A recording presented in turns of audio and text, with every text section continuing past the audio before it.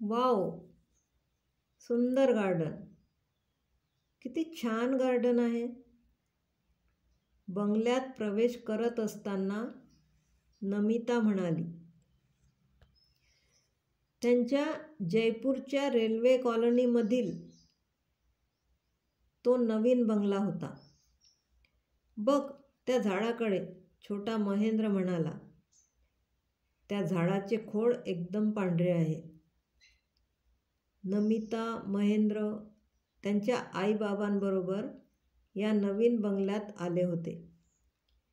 ही खोली आमची, नमिता म्हणाली, ज्या खिडकीतून ते सुंदर झाड दिसत होतं. आई म्हणाली, हो हो, पण तुमचे कपडे आणि पुस्तकं व्यवस्थित लावा. मी काही खायला करते.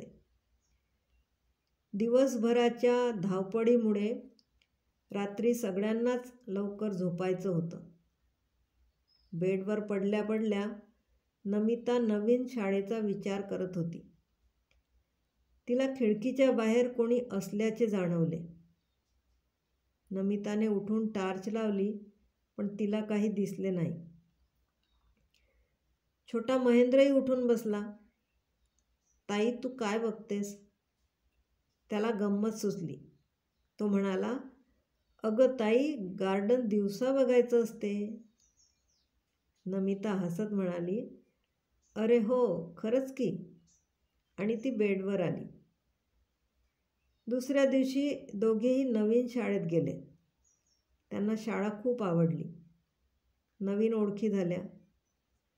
पण जेव्हा त्यांना कोणी विचारायचे, तुम्ही कुठे राहता? आणि त्याचं उत्तर रेल्वे कॉलनीमधील नवीन बंगला, हे ऐकून सगळेच डचकायचे. नमिताला काही समजले नाही. संध्याकाळी नमिताच्या बाबांनी त्या मुलांना घ्यायला जीप पाठवली. चपराशी त्यांना घेऊन आला. थोडा दूर कोपऱ्यातच थांबला व म्हणाला, हे बघा, येथून तुमचं घर दिसते आहे. तुम्ही जाल ना? दोघे भावंड हो म्हणाली आणि घरी निघाली. नमिताला कळलेच नाही. बंगल्याच्या समोर इतका छान रस्ता आहे, तरीही आम्हाला दारापर्यंत का नाही सोडलं? या विचारातच ते दोघे घरात शिरले.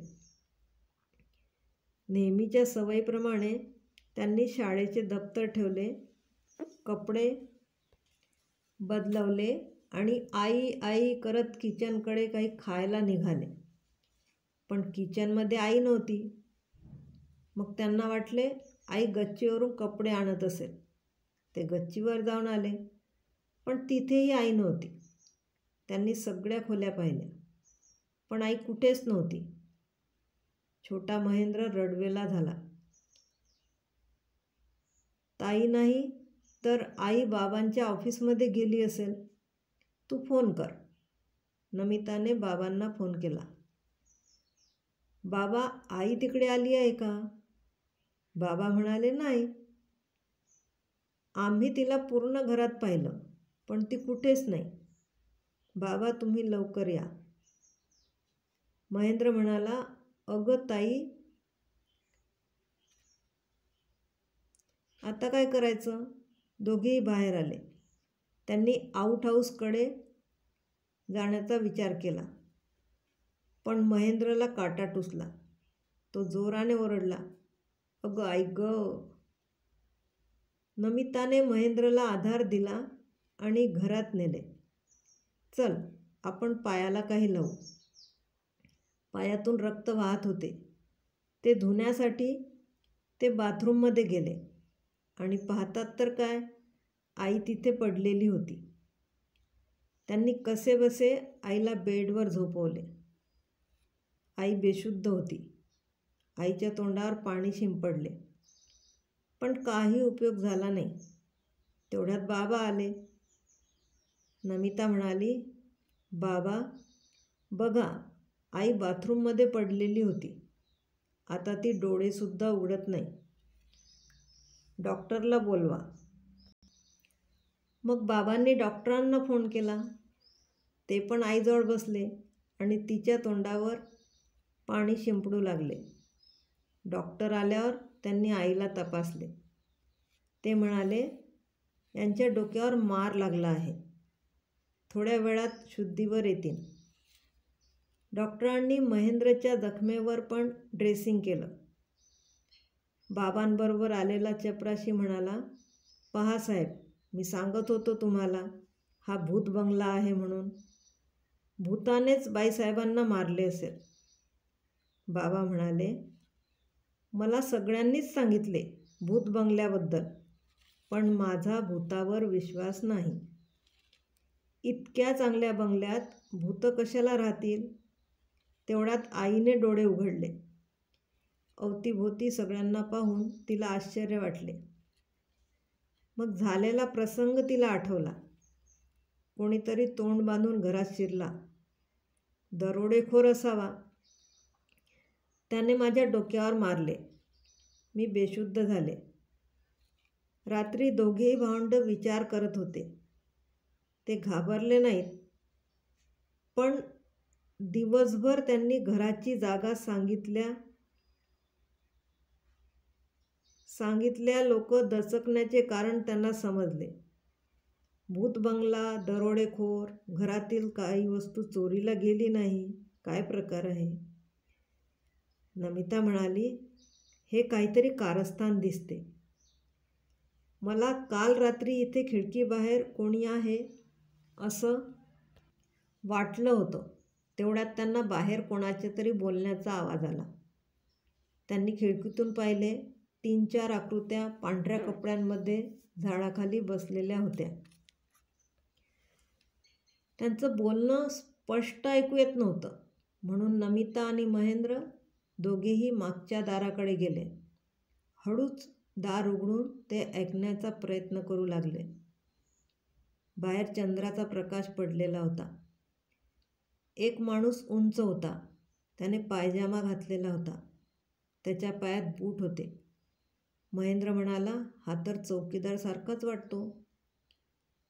तेवढ्यात तो उंच माणूस उठला आणि बोलू लागला, हणम्या, आपण त्यांना घाबरवण्याचा प्रयत्न केला, पण ते घाबरले नाहीत. पण काहीही करा, उद्या जी मालगाडी येत आहे त्यातला माल आपण कुठे ठेवणार?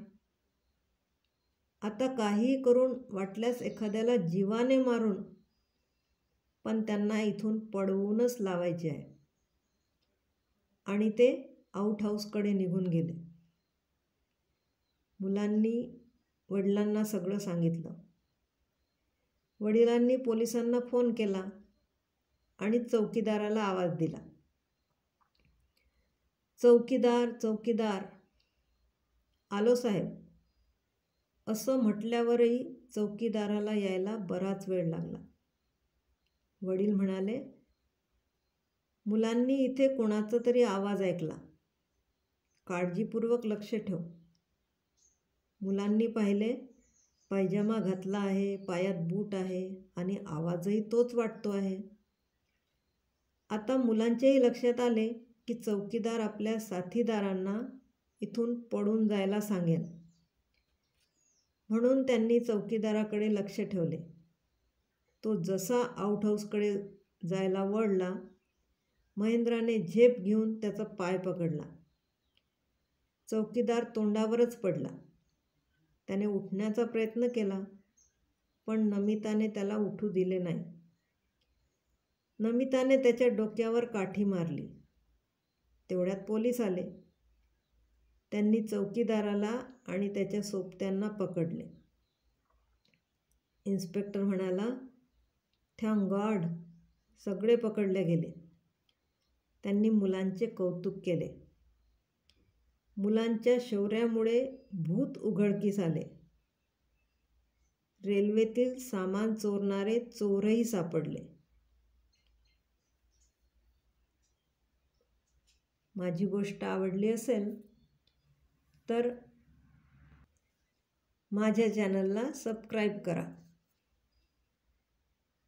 Good bye.